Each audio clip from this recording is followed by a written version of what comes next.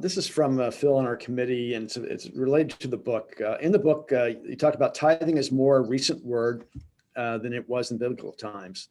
And should the 10% common target still be emphasized in campaign materials and from the pulpit?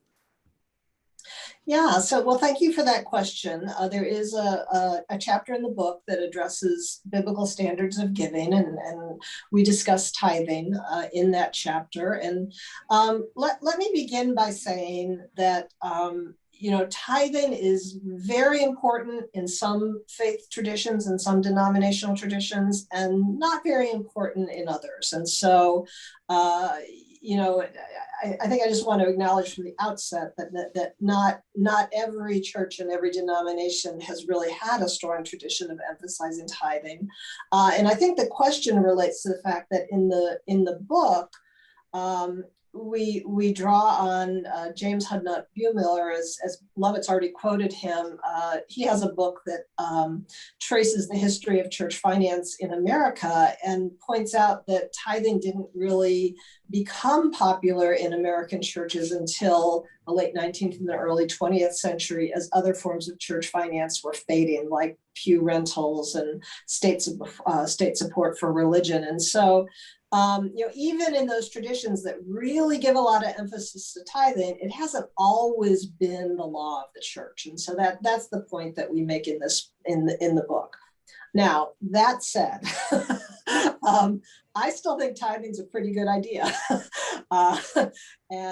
So if your tradition is one that has talked a lot about tithing and giving 10%, then I think that is still a very admirable standard for people to aspire to.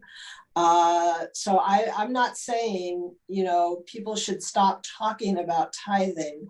I find it helpful to think, to ask two different questions when we think should people tithe? Are people required to tithe? Are people required to tithe biblically? I think the answer to that question is no.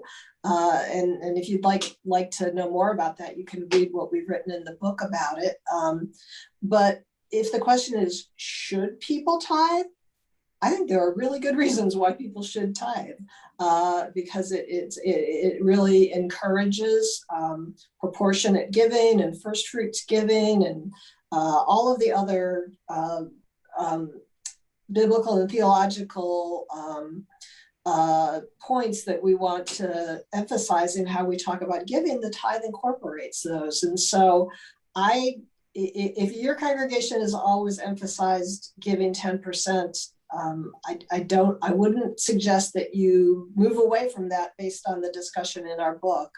I think the risk that congregations need to avoid is making tithing so legalistic that people feel that if they can't tithe, they don't belong in the church, or that they're not worthy. That's the problem with overemphasizing tithing, when we allow it to become a legalism. And so we don't want to emphasize it to that extent.